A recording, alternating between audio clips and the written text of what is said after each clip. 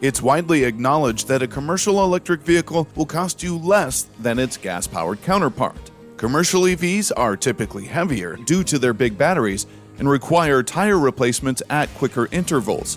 However, you won't need to change your oil, replace spark plugs and drive belts, or tear apart engines.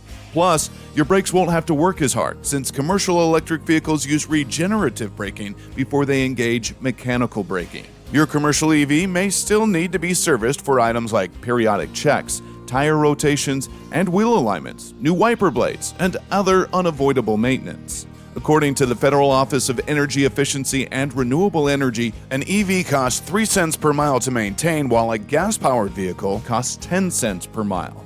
Overall, commercial EVs are generally cheaper to operate on a daily basis and cost less to own over the long term.